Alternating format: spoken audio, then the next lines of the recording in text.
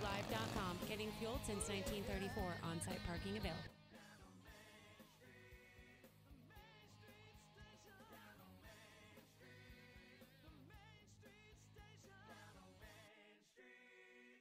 Hi, Dave Lang for Racing's original North Turn, and boy, did we have a ball during Bike Week. But you know, it's time for the locals to reclaim our town, reclaim our beach, and Racing's North Turn is the perfect stop if you're looking for a good drink, great entertainment, and the best in food. They're right on the beach at Racing's original North Turn. Rhonda and Walt invite you to come on down to dinner tonight. Here are a couple of testimonials. These are actual testimonials from people who have enjoyed the North Turn. Been there many times, always great food and drinks, great location on the beach. And another, what a great experience. It's my new favorite restaurant in the Daytona Beach area. Racing's original North Turn has been named Top 10 Beach Bar for 6 years in a row. Racing's original North Turn on South Atlantic Avenue, that's A1A in Ponce Inlet, about 3.2 miles south of the Dunlawton Bridge and A1A intersection. It's Racing's original North Turn, a restaurant, museum, bar, gift shop, live music. That's Racing's North Turn. Hi, this is Cheryl Cook, president of Tom Cook Jeweler, and I'm excited to announce the launch of the John Hardy designer line to the Tom Cook Jeweler family. This stunning assortment of jewelry features beautifully handcrafted designs from Bali, with each collection conveying its own story of inspiration. Every piece of the classic chain collection is handwoven by a single artisan representing community and human bond. This iconic collection portrays timeless beauty and can be worn perfectly with any other piece of jewelry. The Legends Naga collection was inspired by the mythical water dragon that protects the ocean's pearl. Wearing a piece of Naga brings love and protection to all those fortunate enough to wear this collection. Stop by Tom Cook Jeweler to discover the ultimate beauty behind each piece of John Hardy jewelry. And with each purchase comes a free gift. Come by and see any of our knowledgeable staff at 150 South Beach Street at the Riverfront Shops of Daytona Beach. Hours Monday through Friday, 9:30 to 5:30. Ever wonder how your favorite chocolates are made? Come see for yourself at Angel and Phelps Chocolate Factory. Our free daily tours unwrap the mystery of these delectable goodies. Old-fashioned creamy chocolates, chewy caramels, crunchy nuts, and rich creams. Sample one yourself. There's no tastier way to learn the secrets of the Chocolate Factory. Can't make it in? Order online and we'll ship your selection. Come see and taste the old-fashioned goodness at Angel and Phelps Chocolate Factory.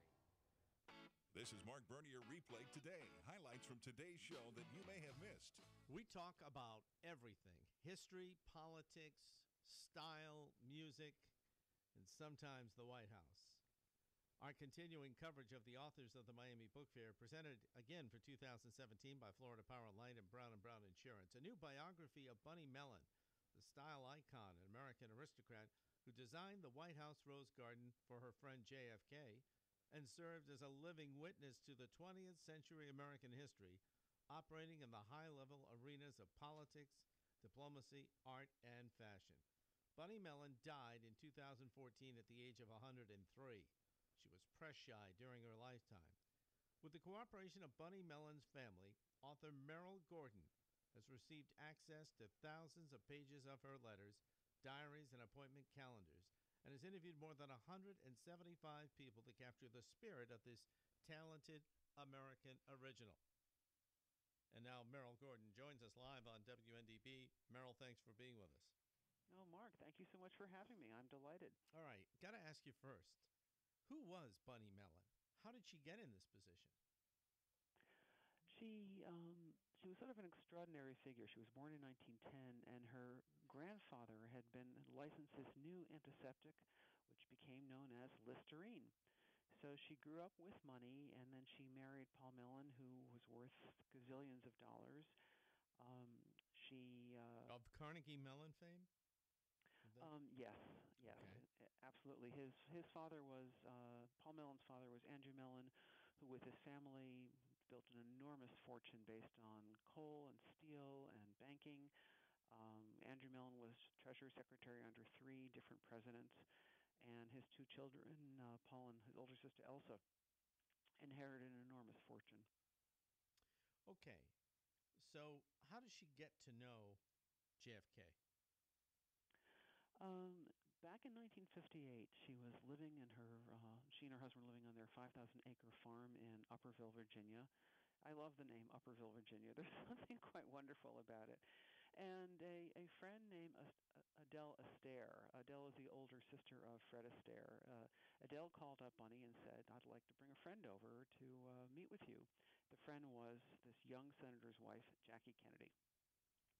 And the very next day, Jackie called up Bunny to say, "I loved everything about your house, including the stale candy in the bowls. I hate my house in Georgetown. Will you come and help me decorate?" It was fascinating because Jackie was 19 years younger than Bunny, but they had a total meeting of the minds. They became best friends. And then when Jackie's husband was elected president, suddenly Bunny was spending all of her time in the White House. She was helping redecorate. She was helping arrange flowers. She was helping state dinners. One of the things I was able to do as part of this book was read um, about 10 letters that Jackie wrote Bunny from the White House and afterwards. And they were so incredibly compelling. I mean, there was a letter that Jackie wrote saying, "Everyone else wants to be my friend because they can be in the spotlight. You hate the spotlight, but you just come here like an ordinary working person and you help me. And I'm so afraid that someday you'll just slip away," which, of course, Bunny never did. They were friends until Jackie's death in 1994. What kind of training did this woman have? She was a talented amateur. Her father, Gerard Lambert, was quite the character. He did many things, but he did amazing ad campaigns for Listerine, the kind of Hall of Shame ads, which people were kind of embarrassed. Even your best friend won't tell you that you have halitosis and bad breath. And he built this amazing estate. I ran out of adjectives to describe the real estate involved in all of these families. But he had an estate in Princeton, Virginia, and he hired the Olmsted brothers. And these are the sons of Frederick Law Olmsted, who designed Central Park, many of the parks in Washington.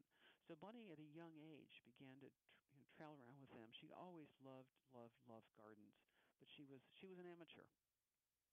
Did they give her sort of a free rein? Yeah, one of the sort of poignant things I found was she'd been thinking about writing autobiography, and she scribbled down some autobiographical notes. And she wrote about the day she was in her home at Cape Cod, and she was having Jackie and the president over for lunch, and Bunny's sitting in her bed looking out at the water, and Jackie calls to say, "I can't talk long, I'm going to church, but we're coming to lunch today, and Jack's going to ask you something." And Bunny was like, "What?" And Jackie says, "Well, he wants you to design the rose garden. Gotta go." And then Bunny, forgive my cold, Bunny talked about sitting in bed and thinking, "Oh my God, I don't have official training. I don't know, how am I going to do this?" But she'd been very close to her maternal grandfather, who was a small-town politician in Massachusetts and a fabric manufacturer, and he had really inspired her love for nature. And he had always said to her, "If there's something that you can do for your government, you should do it." So she was hired. She did these gorgeous sketches. I was able to use some of the sketches in my book. She brought in a landscape designer, Perry Wheeler, who had gone to Harvard, who had a lot of the technical expertise. One of the fun things was I was able to read some of his letters, and he wrote this letter to Bunny. Bunny had gone to Antigua. They were getting ready for the big dig at the White House. And Perry was like, "Well, I just met with the gardeners, National Park Service. They're really concerned about your plan to dig up these corners and put in magnolia trees. They're kind of worried about the wires and coming out of the White House." But he said, "I told them that we couldn't change this plan. That the president wanted it. We had to go ahead, and I won." And sure enough, there was Bunny, and they were all digging away a few weeks later, and one of the workmen cut the cord to the Strategic Air Command and put the country on nuclear alert. Oh, my. Yes, it was quite something. And Jackie Kennedy, years later, gave Bunny this enormous scrapbook from mementos of the Rose Garden. And it included a reference to this rather dramatic moment at the White House. That is something. She dies at 103. Is she living with family? Does she die alone? What's happening? Her husband, Paul Mellon, had died in 1999. As I mentioned, she was enormously wealthy. In fact, her estate was recently estimated at $760 million. she had more than 200 employees, 7 different estates: Antigua, Paris, Nantucket, New York, Washington, but she was living on her estate by herself. And the last years of her life, I mean, when you're writing a biography of somebody who dies at 103, you kind of expect that things will get a little, shall we say, quiet at the end. But I got there and I had 3 more chapters to write because of Bunny's involvement with the disgraced Democratic presidential candidate John Edwards. As you may remember, Bunny gave him $3 million legally, but she also gave him $725,000 for personal expenses, which prosecutors charged that he used to support his girlfriend, Rielle Hunter, and their baby. So John Edwards goes on trial. Bunny's interviewed by the FBI. I was able to talk to the FBI agent who said that he came and knocked on Bunny's door, and Bunny stood up and said, "I'm here to defend John Edwards." And she thought this was, she couldn't believe that, here she was over 100 years old and people still were interested in her and her life. To his credit, even after the trial was over, there was a mistrial, John Edwards stayed in touch with Bunny. In fact, she called him the final weekend before she died. She really was surrounded by friends and family members who cared deeply about her. Is there a marker or anything that indicates her work in the Rose Garden today? Is there anything that is attributable to her? The design is still as it was. They've left everything, and they've really respected her views. I don't know, to be honest, if there's a plaque, but as you know, that really is her legacy. Every president since then has used that space for press conferences, for parties, for events. So in a way, she carries on there. Did you get much cooperation from the White House? I actually wasn't trying because I didn't need it for this book. I mean, I got, as you were kind enough to mention, her grandson, Thomas Lloyd, and his wife, Ricky Nacita. Ricky's now the White House Social Secretary, although she did not have that job when I was working on the book. But they were terrific about helping opening doors, helping encourage people to speak to me. Merrill Gordon, and from the Miami Book Fair, talking about his book about Bunny Mellon, our guest today on WNDB. And as I ask virtually all our guests, are you doing a solo presentation, or are you part of a panel discussion? I'm on a panel discussion with a man who's done a book on Frank Sinatra, so we will have very different and interesting things to talk about that day. Very good. Well, Merrill, thank you so much. We'll look forward to seeing you in Miami. Thank you so much. Appreciate it. FM 93.5 and AM 1150 WNDB Daytona Beach. Proud to be locally owned by Southern Stone Communications. Stepping into the controversy, I'm Lisa Lacera, Fox News. I was stunned when I came to work yesterday morning and brokenhearted at what I saw a member of Congress doing. White House Chief of Staff John Kelly, the retired general, lost his son, a Marine, in Afghanistan. Yesterday, Florida Congresswoman Frederica Wilson said President Trump made an insensitive comment when he called the widow of a soldier killed in Niger earlier this month. As for the incident itself, where 4 soldiers were killed, there's an investigation ongoing. An investigation doesn't mean anything was wrong. An investigation doesn't mean people's heads are going to roll. The fact is, they need to find out what happened and why it happened. Wilson says she stands by her comments.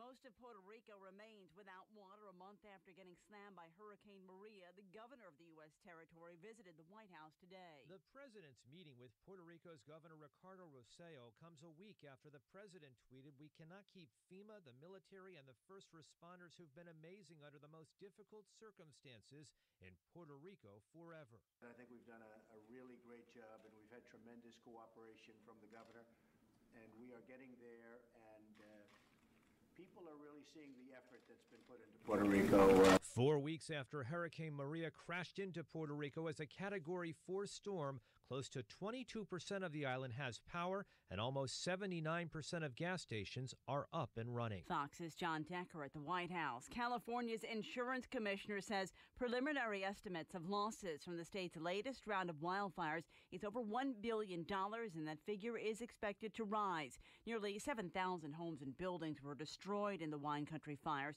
At least 42 people died. HUD officials say they're rushing federal aid to people who live there. Fox News, fair and balanced. What if hiring could be easier, less time-consuming, with more qualified candidates and faster results? What if hiring could be smarter? Thanks to ZipRecruiter, it can be. With one click, post your job to over 100 of the web's leading job boards, so you don't spend time wondering where the right candidates are searching. Then ZipRecruiter uses its smart matching technology to scan millions of active resumes and notify the most qualified candidates to apply for your job. And the ZipRecruiter dashboard makes it easy to review, rate, and contact candidates, all in one place. No wonder 80% of employers who post on ZipRecruiter get a quality candidate through the site in just one day. ZipRecruiter makes it simple for growing businesses of all sizes to hire the right people, no matter the industry.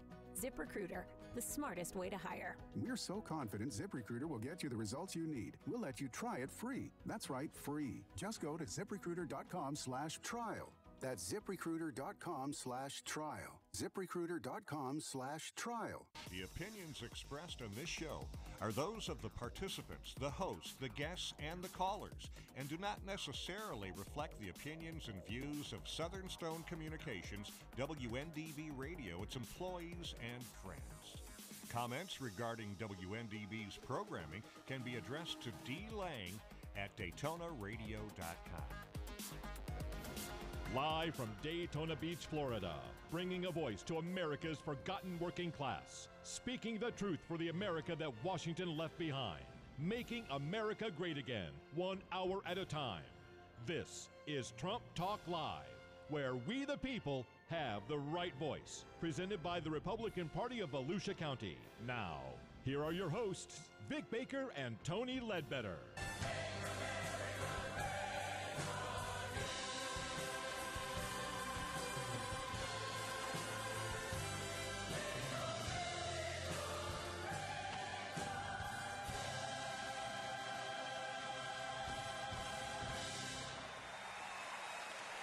Greetings, fellow American Patriot Trumpublicans, and welcome to the Gold Star, 4-star outrage. Iran nuke rebuke, Obamacare death knell, UN slapback, radioactive Comey, Mueller, Russian collusion, Bannon, Gorka, war on RINOS, Trump heritage episode of Trump Talk Live, the home of fearless truth-telling about President Donald Trump, showing Congress what real leadership is about and showing the world that America means business. It was breathtaking. In the past week, President Trump has decertified the dangerous deal that gives the murderous mullahs of Iran an eventual path to getting nuclear weapons capable of wiping out Israel and anyone else who fails to bow to its unbending demand to convert or die. The ball is back in the lap of the hapless Congress. Expect a big fumble from the feckless fakers who can't agree on much of anything. Our president has pulled the plug on his predecessor's illegal subsidies to the big insurance under Obamacare. Obama ignored the fact that Congress never appropriated the billions he poured into the pockets of health insurance carriers to prop up their outrageously high premiums and deductibles. The game is over. Now Congress is working on a bipartisan deal to keep the scam going another 2 years. Eventually, the house of cards will fall and we'll get real market-driven health care that people can afford, and that will actually cover something. To that end, our president has teamed up with Senator Rand Paul in loosening Obamacare rules to allow consumers to buy insurance through cost-saving associations and across state lines. Just watch what happens when real market competition enters the field.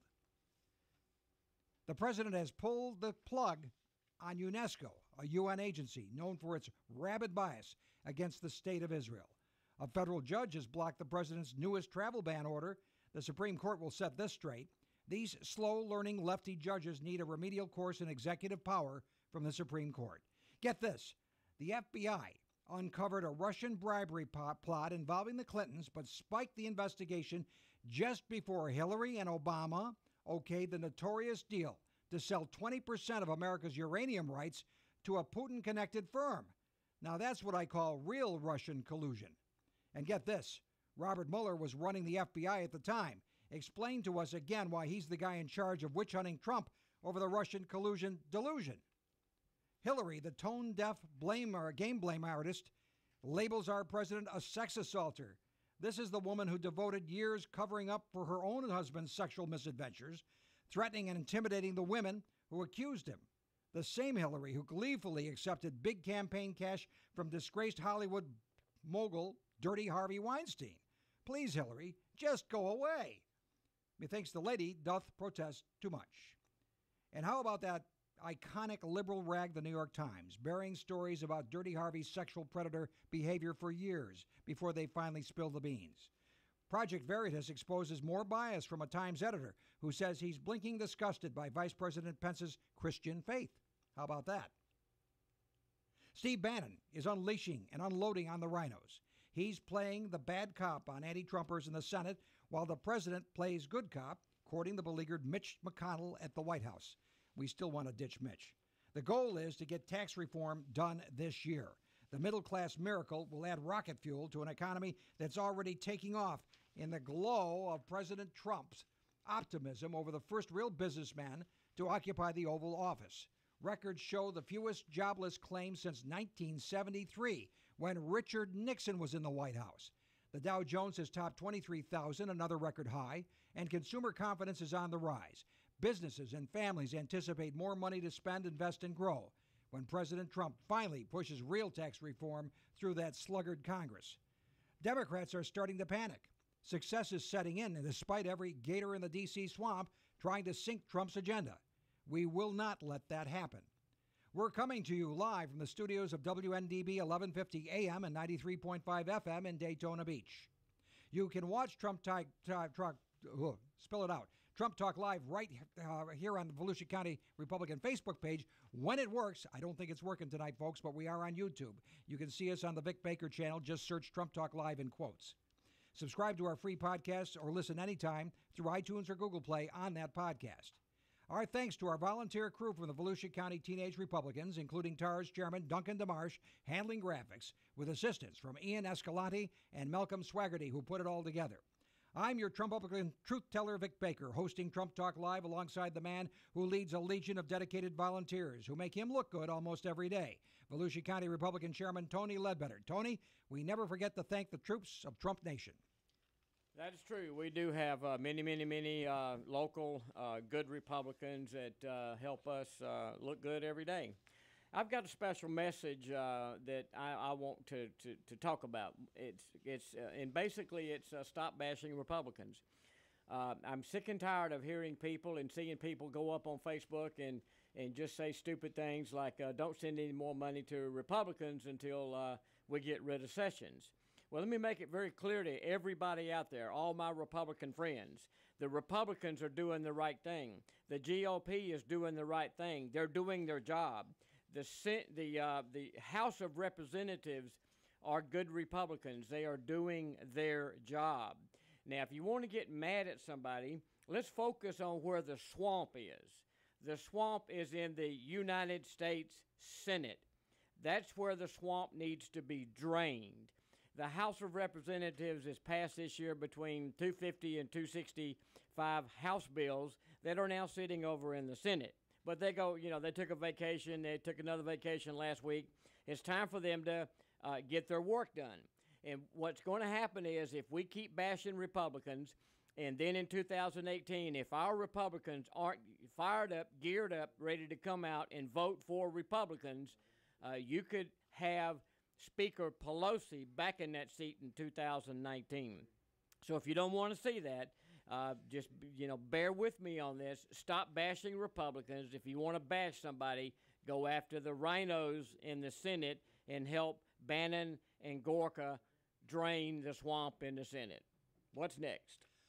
Okay, we're going to start off with some passion from a Gold Star, 4-star general. The Chief of Staff of the White House came to the podium in the White House briefing today, and he was fed up after a Democrat congresswoman who overheard the president's phone call with the Gold Star widow and misinterpreted the way he said his condolences and twisted it for public consumption.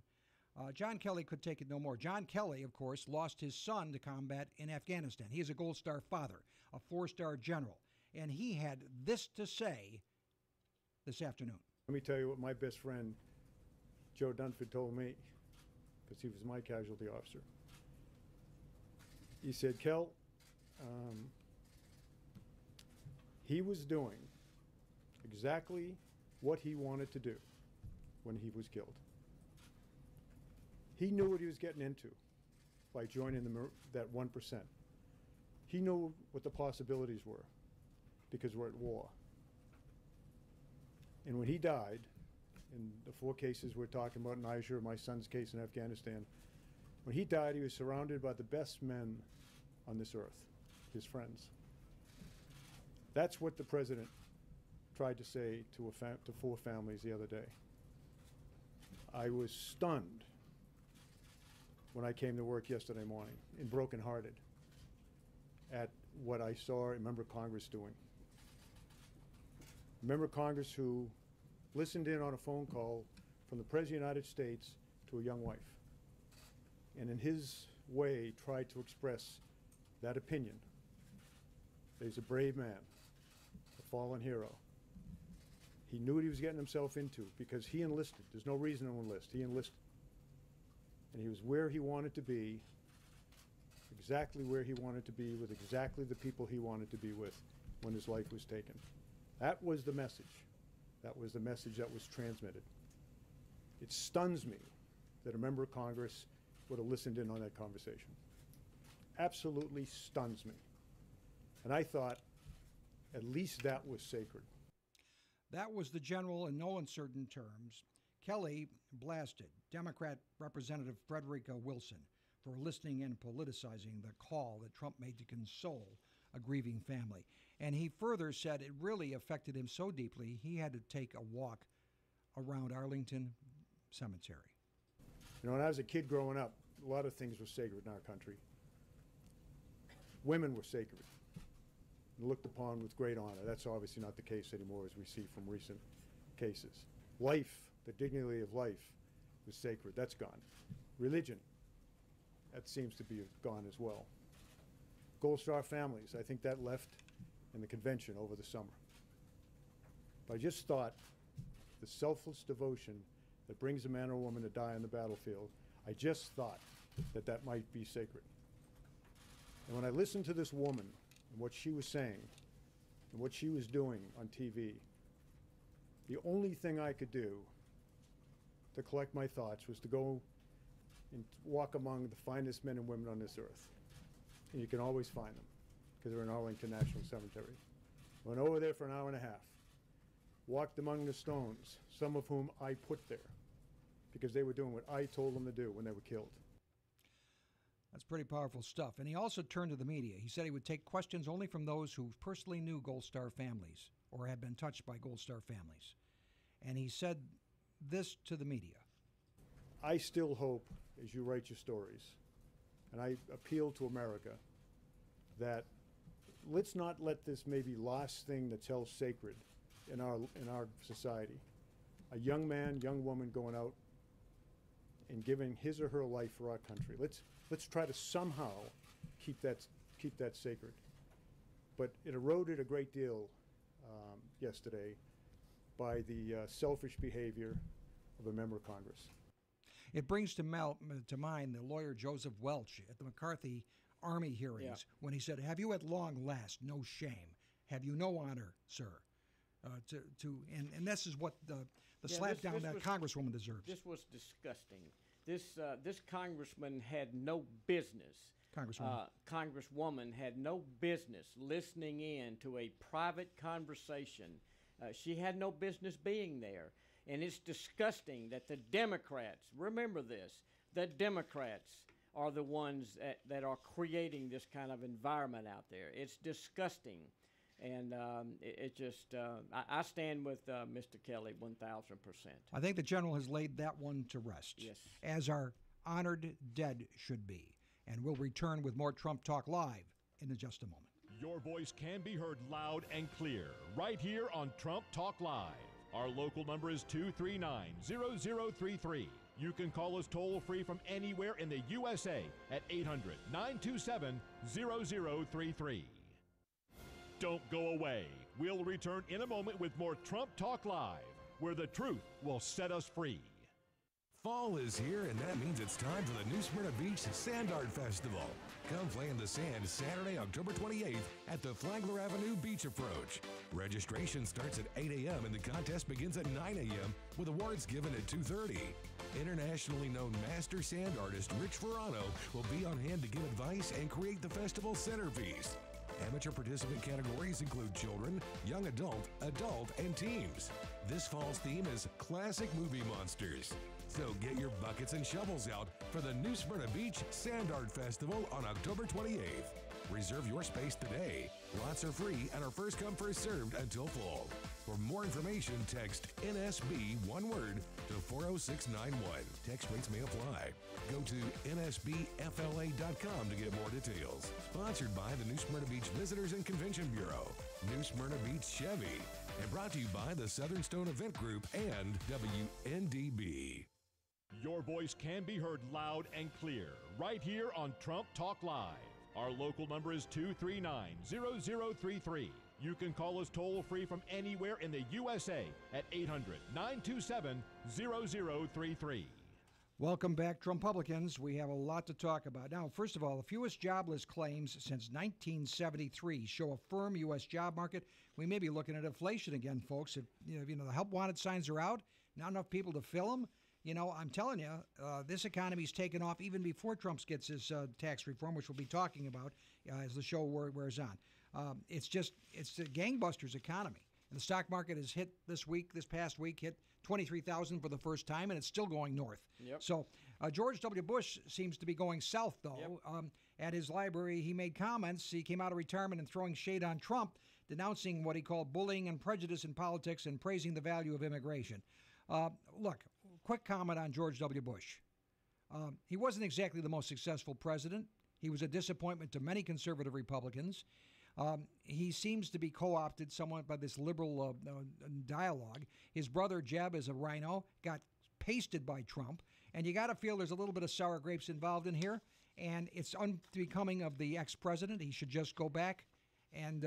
That's right. He should go back into hiding in Texas. Go back to the ranch. Bush. Go back to the ranch and start painting more of his pictures, Okay, Trump has made 3 correct controversial decisions, as Town Hall says Guy Benson, on Obamacare, Iran, and the UN. Let's start with Iran. The president has decertified the Iran nuclear agreement. Now, that doesn't mean it's been thrown out yet. Hasn't been thrown out yet. But he points out that Iran is the world's lead state sponsor of terrorism. Why are we dealing with these people, number one? Iran is under the control of a fanatical regime that seized power in 1979 and forced a proud people to submit to its extremist rule. This radical regime has raided the wealth of one of the world's oldest and most vibrant nations and spread death, destruction, and chaos all around the globe. Now, he recounted some of the history, in case anybody's forgotten. Let's talk about our long history with the mullahs that started kind of in 1979 with the deposing of the Shah of Iran. Beginning in 1979, agents of the Iranian regime illegally seized the U.S. Embassy in Tehran and held more than 60 Americans hostage during the 444 days of the crisis. The Iranian-backed terrorist group Hezbollah twice bombed our embassy in Lebanon, once in 1983 and again in 1984. Another Iranian-supported bombing killed 241 Americans. Service members they were in their barracks in Beirut in 1983. That was when the Gipper, Ronald Reagan, was the president. And Iran has been behind acts of terrorism and violence against the U.S., its friends and allies, ever since. Let's hear more of that history. In 1996, the regime directed another bombing of American military housing in Saudi Arabia, murdering 19 Americans in cold blood. Iranian proxies provided training to operatives who were later involved in al-Qaeda's bombing of the American embassies in Kenya, Tanzania, and 2 years later killing 224 people and wounding more than 4,000 others. And so, why would the United States of America do business with these people? Why would Obama do business with these people? It's beyond our comprehension, because what he's done is he's bankrolled the world's chief state sponsor of terrorism. The nuclear deal threw Iran's dictatorship a political and economic lifeline, providing urgently needed relief from the intense domestic pressure the sanctions had created. It also gave the regime an immediate financial boost, and over $100 billion its government could use to fund terrorism. Yes, and on top of that, do you remember the pictures of the pallets of cash that Obama shipped in cargo planes? The regime also received a massive cash settlement of $1.7 billion from the United States, a large portion of which was physically loaded onto an airplane and flown into Iran. Just imagine the sight of those huge piles of money being hauled off by the Iranians, waiting at the airport for the cash. I wonder where all that money went. It's going into terrorist groups all around the globe, Mr. President. The deal, of course, in spite of the assurances we got from clueless John Kerry and Hillary Clinton and Barack Obama, it does nothing to stop Iran from going nuclear eventually. It may slow it down, it may not slow it down, but the fact is it's a sham. Worst of all, the deal allows Iran to continue developing certain elements of its nuclear program, and importantly, in just a few years, as key restrictions disappear, Iran can sprint towards a rapid nuclear weapons breakout. In other words, we got weak inspections in exchange for no more than a purely short-term and temporary delay in Iran's path to nuclear weapons. The president has identified Iran's Revolutionary Guard as a chief sponsor of terror, and we're going to slap some pretty severe sanctions on them. The Revolutionary Guard is the Iranian supreme leader's corrupt personal terror force and militia. It has hijacked large portions of Iran's economy and seized massive religious endowments to fund war and terror abroad. This includes arming the Syrian dictator, supplying proxies and partners with missiles and weapons to attack civilians in the region, and even plotting to bomb a popular restaurant right here in Washington, D.C. I am authorizing the Treasury Department to further sanction the entire Islamic Revolutionary Guard Corps for its support for terrorism and to apply sanctions to its officials, agents, and affiliates. And wrapping this up, we either toughen the terms of this agreement or we terminate the agreement altogether. He's put it in the hands of Congress now, in the event. Based on the factual record I have put forward, I am announcing today that we cannot and will not make this certification. We will not continue down a path whose predictable conclusion is more violence, more terror, and the very real threat of Iran's nuclear breakout. That is why I am directing my administration to work closely with Congress and our allies to address the deal's many serious flaws so that the Iranian regime can never threaten the world with nuclear weapons. These include the deal's sunset clauses that in just a few years will eliminate key restrictions on Iran's nuclear program. So let me sum this up for everybody. The reason that we just heard all that, the reason we have this problem is one, it's Democrats. You know, every time you see somebody on the TV and with Fox, they got the talking heads, one's on the left, one's on the right. When you hear the Democrat talking, you just have to visualize in your mind that they're telling you a bald-faced lie. I don't listen to Democrats anymore. And I have a policy here in the county I want everybody to help me with. No more Democrats. So I don't think you ever did listen to him very much, Tony, to start with. I never listened to him. But in the future, we all have to understand we're in this mess because of Clinton and Obama. The Republicans didn't create this problem. We have a caller. Let's move on. We have a caller. Scott in Ormond Beach is on with Trump Talk Live. Sorry to keep you waiting, Scott. Go ahead.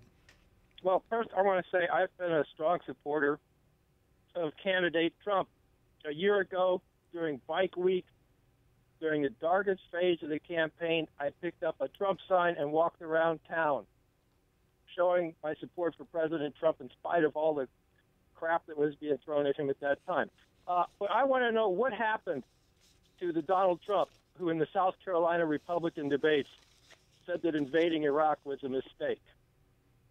What happened to the Donald Trump who talked about an America First foreign policy, which I think everybody understood to mean that we would mind our own business?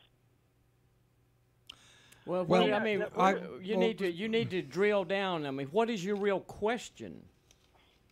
My point is that when we get involved in all these things on the other side of the world, we don't know what the hell we're doing. We didn't know what we were doing in Iraq, and President Trump had several facts wrong in what he said, in what you played. He had his facts wrong. He said that Hezbollah bombed American embassies or bombed the Marine barracks in Lebanon in 1982 and 1983. Hezbollah did not exist until 1985. Well, okay, well, Scott, it still got bombed. But the basic thrust of it is, Iran still is the chief sponsor of terrorism around the world. You don't agree. You don't agree that Iran is a chief sponsor of terrorists, that they're not funding all these terrorist activities? Look, what you have two things going on. First of all, Hezbollah has been classified as a terrorist group. It is not. Hezbollah is a militia that saved Lebanon from two Israeli invasions. Scott, you and I can both disagree on that. You're wrong. Well, I'm sorry, you disagree, but we're going to move on. Thank you, Scott, for your call. Okay, we've got other things to talk about.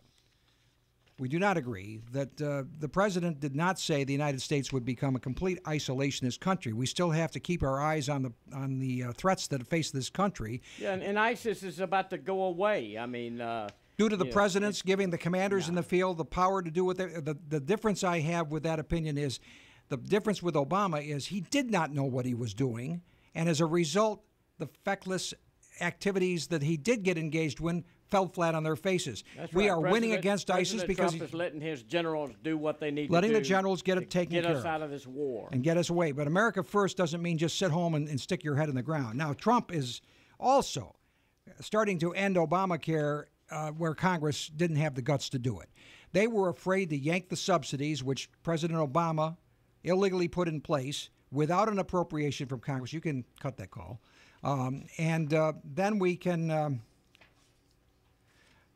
get away from it. But what Trump has done is he has done what the courts have already said, that Obama broke the law because he has appropriated billions of dollars to big insurance, which it just enables them to charge higher premiums and put it on the tab of the taxpayers. It doesn't help the person getting the insurance. It helps the insurance companies. He has ended the practice because Congress didn't appropriate it. All we have is we can see the executive order he signed with Rand Paul looking over his shoulder.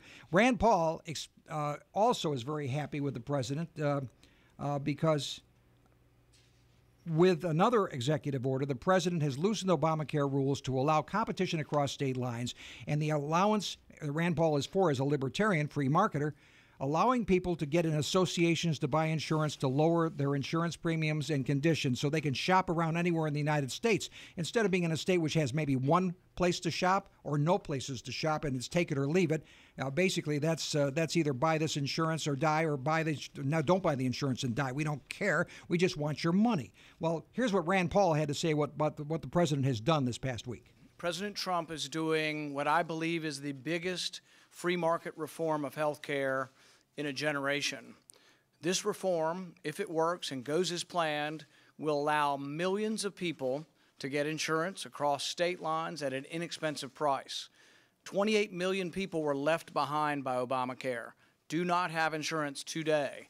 This specifically targets and will help people who don't have insurance or people for whom insurance is too expensive. I'm very glad to be part of this, and I really want to commend the President for having the boldness and the leadership and the foresight to get this done. He's getting it done. Now, what's happening is Lamar Alexander, Republican of Tennessee, and Patty Murray, Washington State, Democrat, have cobbled together a quote-unquote bipartisan agreement to extend these subsidies by actually appropriating it from Congress for another 2 years. But all you're doing is extending the inevitable that we're going to have to get rid of it. Because with those subsidies in place, free market doesn't prevail, the government's tinkering, and the prices get way too high. Just as when the government gets involved in the mortgage industry and things go out of whack, and student loans, things go out of whack, the same thing with health care. So we're going to have to fix this the hard way. You got to pull off the scab and make it heal the hard way. That's what we have to do. So we're going to be back with more Trump Talk Live. We're running out of time again, so we'll see you in a moment. Your voice can be heard loud and clear right here on Trump Talk Live. Our local number is 239-0033. You can call us toll-free from anywhere in the USA at 800-927-0033. Keep your radio, phone app, or computer right where it is. We'll return in a moment with more Trump Talk Live, melting liberal lies 1 hour at a time.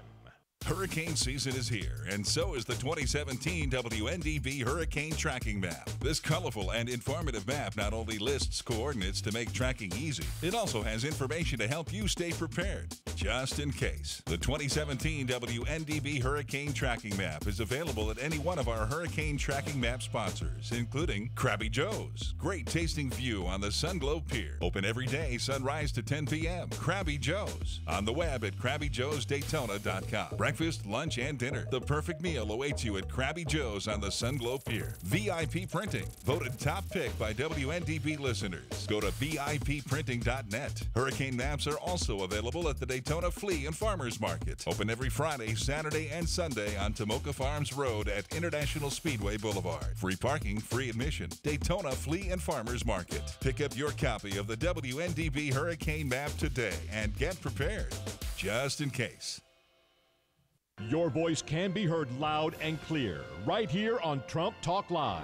Our local number is 239-0033. You can call us toll-free from anywhere in the USA at 800-927-0033. Welcome back. Now, Tony, you have some sponsors to acknowledge. Do you have your sponsors there, or do you want to come back to that? Well, let's come back to that. We'll come back to that in a moment. United States has withdrawn from UNESCO.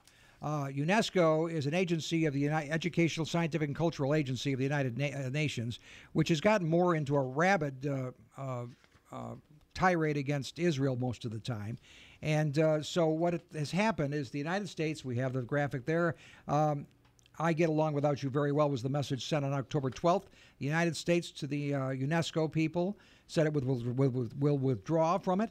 The rationale is mounting financial arrears at UNESCO, the need to make budget cuts, and for fundamental organizational change. Disapproval of it and rejection of its continuing anti-Israeli bias. Perhaps as some parting gesture, the U.S. will remain engaged as a non-member observer to comment. The strong action is in line with stated views of candidate President Donald Trump and President Donald Trump of the need to review U.S. commitments, and especially with those that are not our friends. Now, Byron York, the conservative columnist, says, what's behind Trump's new executive actions? Let's see executive actions. President Trump's most recent high-profile actions on Obamacare, immigration, and the Iran nuclear deal do three big things. First, they push Congress to act, which involves more than just calling the bluff of Republican leaders who talked big during Obama years but failed to produce one single effort to repeal it that succeeded. The GOP controlled both Congress and the White House in a larger sense. Trump's actions point toward restoring proper balance of power in which Congress actually makes law on issues that are clearly his constitutional responsibility, and the president uses his executive authority. It's resetting the clock. Obama, the constitutional scholar, didn't have a very good handle on what the Constitution requires him to do. Now, another person that doesn't have a good handle on it is a U.S. judge in Hawaii. A federal judge has blocked President Donald Trump's latest bid to impose restrictions on citizens from 8 countries entering the United States as security matter. Was to take effect this week. The open-ended ban announced last month targeted people from Iran, Libya, Syria, Yemen, Somalia, Chad, and North Korea. It's not an Islamic ban. as well as certain government officials from Venezuela. It was the latest version of a policy. U.S. District Judge Derek Watson granted Hawaii a request to temporarily block it, but you know the Supreme Court is going to turn it back because the president has the ultimate authority on this. So, once again, a slow-learning judge has to be taught by the Supreme Court what the law says. Now, another commentary says, Robert Donacci from the Daily Caller said President Trump has surgically dismantled the Obama legacy. Obamacare, over the course of his first year in office, largely under the noses of the American people, Democrats and members of his party that have spent the last 9 months trying to upend the American health care system, but they haven't done it. He's gotten rid of Obamacare subsidies. He has gotten rid of the navigators for people to buy Obamacare, and he's used executive orders to roll back the regulatory state. Now, here's the big, Tony, the big headline. We're bearing the headline tonight. Yes, sir. The Attorney General of the United States, Jeff Sessions, just found his backbone.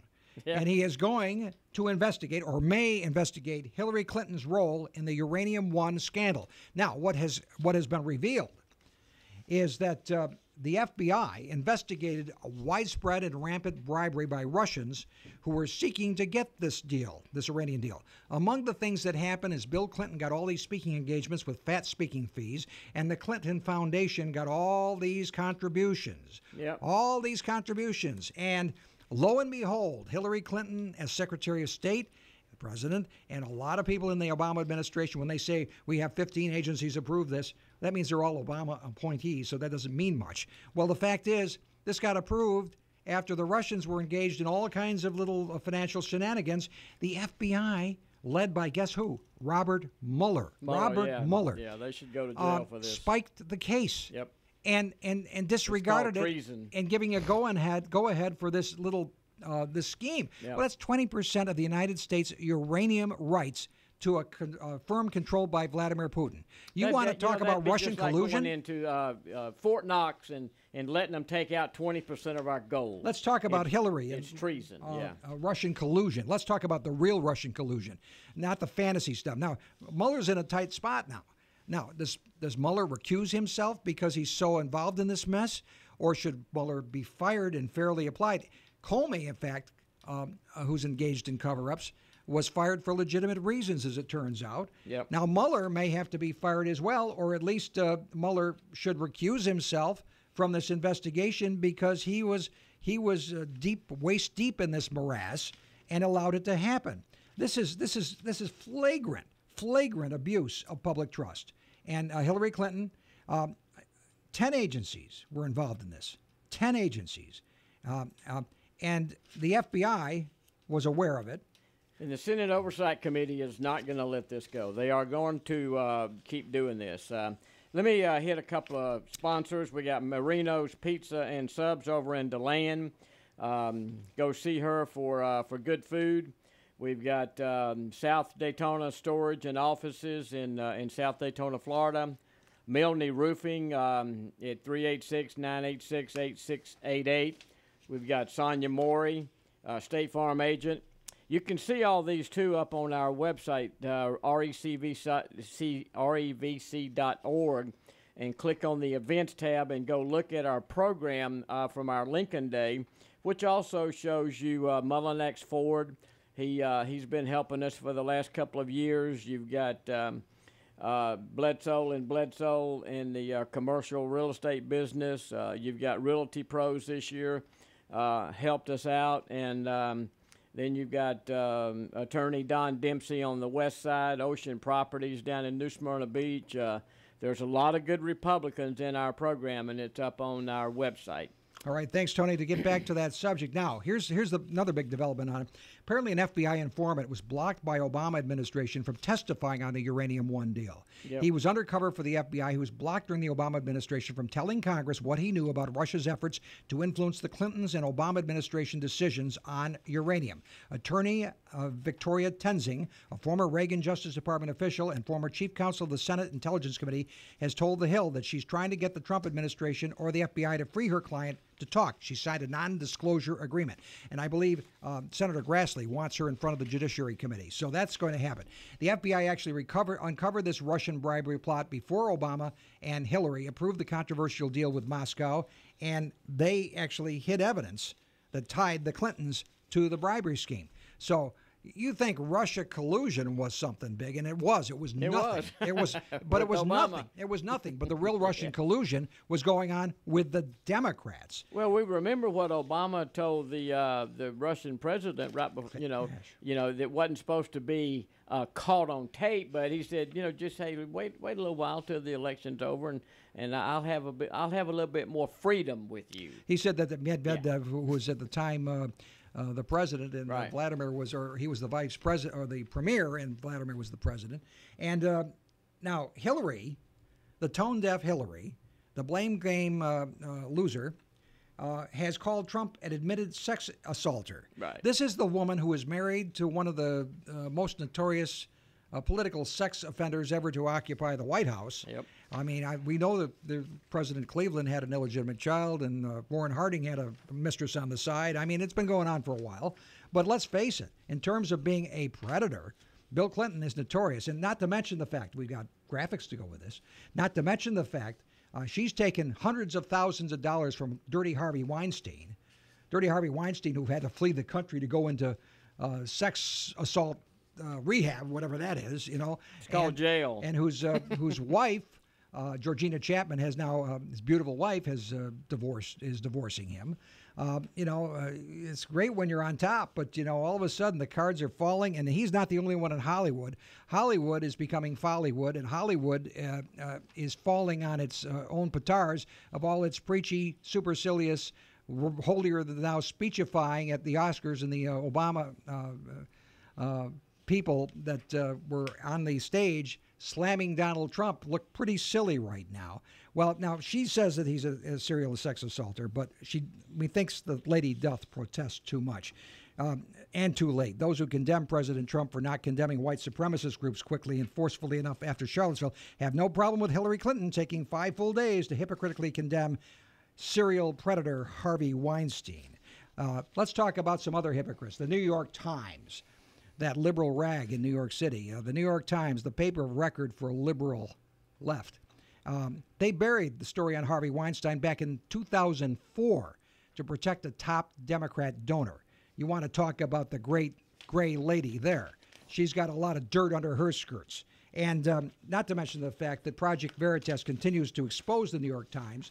They've exposed the fact that its website editor is not very happy with Vice President Pence because he believes in Jesus Christ and professes it without unabashedly. So what does he believe the guy says, I am so tired of Pence talking blinking religion, and he didn't use the word blinking. So that's your New York Times. Now, we will be coming back with Steve Bannon, the bad cop, Sebastian Gorka, and President Trump at the Values Voter Summit. And I have plenty of interesting things to say when Trump Talk Live returns. Your voice can be heard loud and clear right here on Trump Talk Live. Our local number is 239-0033. You can call us toll-free from anywhere in the USA at 800-927-0033. Don't leave us. We'll be right back after a brief break with more Trump Talk Live, fighting truth decay day after day. This is a Hurricane Irma insurance alert. In the coming weeks, crooks, shysters, and predators will be approaching you, hoping to take advantage of you at your most desperate hour.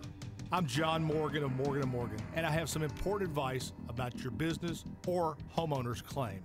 First, don't sign over benefits from your insurance to anyone. Next, never allow any company to take a percentage of your claim. You don't have to.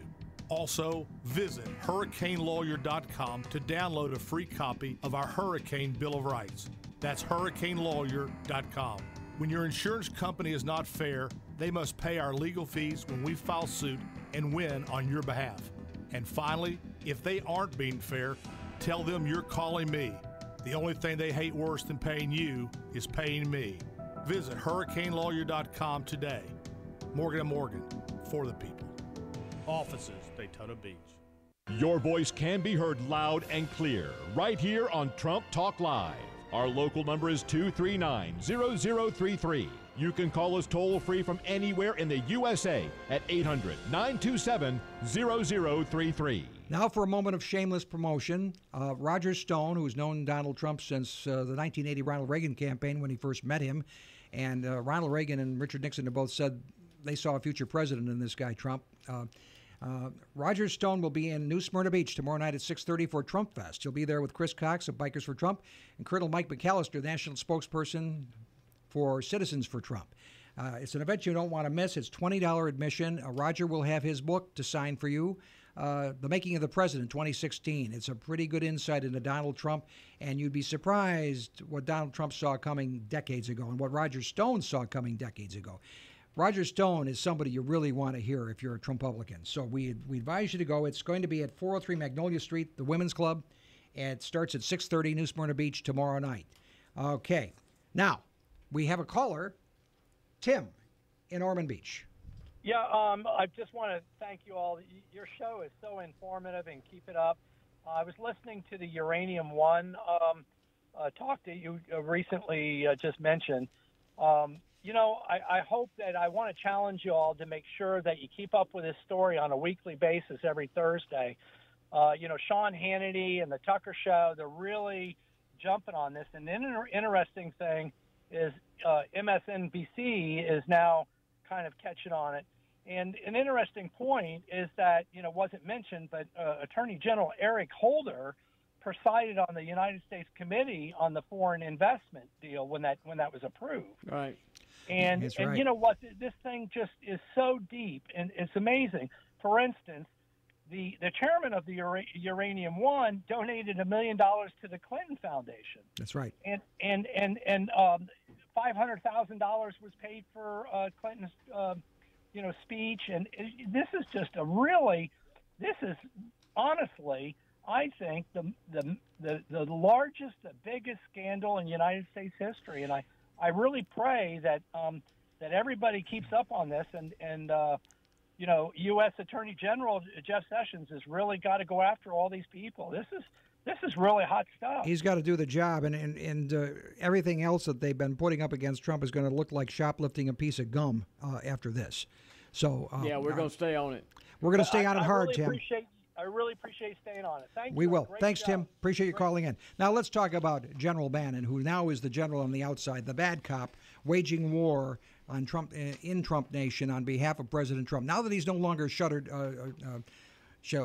by the White House job, he can do what he wants, and then Trump can play the good cop with Mitch McConnell. So he's going to go drain the Senate swamp. At the Values Voter Summit, we'll start with Cut 1. He explained what's going to be happening. This is not my war. This is our war.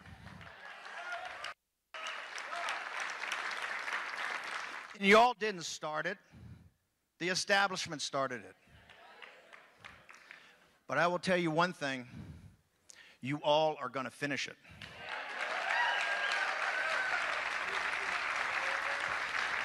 Yes, Mr. Bannon, and let's take a little lesson from Alabama, where Judge Roy Moore overcame $32 million of dirty money, and with about $2 million that he had to spend, he won by 10 points. What happened there, my friend? In Alabama, the elites, the permanent political class, as personified by Mitch McConnell and Stephen Law and Karl Rove and that clique that's been running this town for 30 or 40 years, raised over $30 million to go after a good and righteous man, Judge Moore.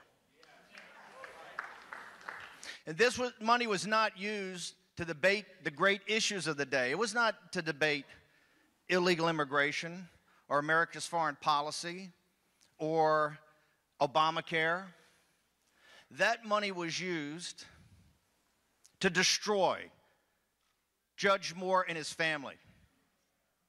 The politics of personal destruction, as personified by the permanent political class, is the only way they can win. What did we prove in Alabama, Steve? The one thing we proved in Alabama, and you guys proved more than anything else, is that money doesn't matter anymore. In the days of the internet, in the digital era, the internet's helped disintermediate the mainstream media and the party bosses. And what it's done is made the analog world even more important. That a good man with good ideas, with good people to back him up, can beat any amount of money. Amen. And a little historic lesson from Steve Bannon. Let's listen to this. We're in the valley of decision. This is the fourth great turning in American history. We've had the Revolution, we've had the Civil War, we've had the Great Depression and World War II. This is the fourth. And we're going to be one thing. It's going to take 5, 10, 15, 20, 25 years to go through this. And we're going to be one thing or the other on the other side of it. We're either going to be the country that was bequeathed to previous generations and to you, or we're going to be something else. And in that valley of decision, it's not about Mark Meadows and Donald Trump, Ted Cruz, and Mike Lee, and all the great leaders of the conservative movement, Vice President Pence, Laura Ingraham, Steve Bannon, Seb Gorka. The burden's on you. The burden's on your shoulders.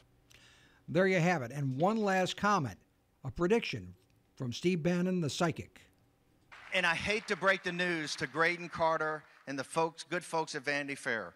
But yes, President Trump's not only going to finish this term, he's going to win with 400 electoral votes in 2020. Amen. Let me insert a little something here. Sure. You know, President Trump and Mitch McConnell had a little shindig on the White House Rose Garden. I think that's where it was. Remember, we've all grown up hearing that we should always keep our friends close, but we should also keep our enemies closer. So that bear hug or that, you know, that event, President Trump is keeping his enemy closer. And so I don't believe the president's going to go tell Steve Bannon to back off. He's going to probably pat Steve Bannon on We're going to the back. have that in the sequence if we have enough time. We've got a little bit of that. But Trump is winning. We know he's winning. He's winning in so many ways. Now, Gorka took the stage at the Values Voters Summit, and he told everybody, calm down if you're worried about what all this assault against Trump. Calm down. Folks, just calm down. Would you all just please relax, count to 10, and take a deep breath. I know a lot of you were very, very worried when somebody I worked for called Steve left the White House. And I know that even more of you, a week later, when I resigned, were very troubled. But there's no need. There's absolutely no need. The success of the values you believe in, the success of the mission that we all took upon ourselves last November the 8th, is not a function of where I sit or where Steve has his office. This is much larger than the White House.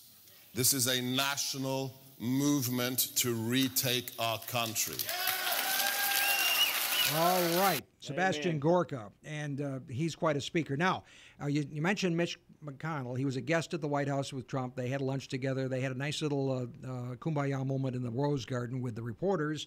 And Trump emphasized with Mitch, he was playing the good cop. Mitch is going to help us get tax reform. Yep. Despite what we read, we're probably now, I think, at least as far as I'm concerned, closer than ever before. And the relationship is very good. We're fighting for the same thing. We're fighting for lower taxes, big tax cuts, the biggest tax cuts in the history of our nation. We're fighting for tax reform as part of that. So we'll go to cut 7 next, where Mitch, how fast can you get the tax reform done? When are you going to get it done, Mitch? The goal is to get it done this calendar year. But it is important to remember that Obama signed Obamacare in March of year 2. Obama signed Dodd-Frank in July of year 2. We're going to get this job done, and the goal is to get it done by the end of the year. Don't want any excuses, Mitch. Get it done by the end of this year. Now, President Trump, we've gone through quite a lot here. Now, the stock market we talked about, we have NRA spokeswoman Dana Loesch, strong spokeswoman for the NRA. She announced on Sunday on Twitter that her family had been forced to move suddenly after she received multiple death threats from gun control advocates. Loesch is a conservative commentary, syndicated talk show host, and of course she's a very effective spokesperson for the NRA, Liberty's last defense and first defense, actually. And Dana has said, Dana has said, if they come after me, I'm going to shoot back. Yep. I'm going to shoot back. So don't mess with Dana Loesch. Now, Laura Ingraham. We mentioned George W. Bush earlier in the show. Laura Ingraham, who will soon be taking a 10 o'clock slot on Fox News, and that's a welcome addition to the lineup. Laura Ingraham says, Donald Trump has done more for social conservatives than George W. Bush did in 8 years. So George W. Bush, go back to the ranch and get your paint set out and start painting by numbers again. Get your chainsaw out. Now, one comment I want to get in before we get to the end of the... Alexis de Tocqueville was a French nobleman who visited this country from France in 1831, and he wrote this diary, this essay about this was defining America. And he defined it in a way that this commentator says, Donald Trump is not by his own admission an avid reader, but I'm guessing he has at some point cracked open or absorbed ideas from Alexis de Tocqueville's Democracy in America. The French nobleman spent 9 months here in 1831 and 32 and produced an amazing analysis of the young country. And Trump seems to embody some of the characteristics of the people de Tocqueville describes and is clearly well in tune with the Frenchman's musings about the then distant future. In the recently concluded presidential election campaign, the key line of attack, he talked about America first. He talked about American initiative, American enterprise, and freedom. And that's what we're all about here at Trump Talk Live, Tony. We've got to take back our republic. And we'll see you again next Thursday night for Trump Talk Live.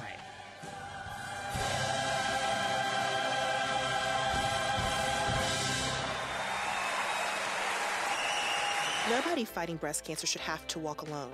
When you donate to the American Cancer Society Making Strides Against Breast Cancer Walk, you're helping save lives through more than groundbreaking research and early detection. You're providing patients, families, and caregivers with access to 24/7 critical information and support. Make a real difference for countless people fighting breast cancer and donate today at makingstrideswalk.org. Walk with us Saturday, October 28th at Riverfront Park in downtown Daytona Beach. Register now at makingstrideswalk.org/Volusia Flagler. You've been listening to Trump Talk Live, making America great again, 1 hour at a time. Follow us at Volusia County Republican Party on Facebook or go to our website, TrumpTalkLive.com for updates. Join your Trumpublican hosts, Vic Baker and Tony Ledbetter, for another fearless edition of Trump Talk Live next Thursday at 7 p.m. right here on WNDB 1150 AM and 93.5 FM. Trump Talk Live is presented each week by the Republican Party of Volusia County, where we the people have the right voice when it comes to defending America's founding values. In God we trust, in America we believe. The Republican Executive Committee of Volusia County is responsible for the content of this advertising. FM 93.5 and AM 1150 WNDB Daytona Beach. Proud to be locally owned by Southern Stone Communications.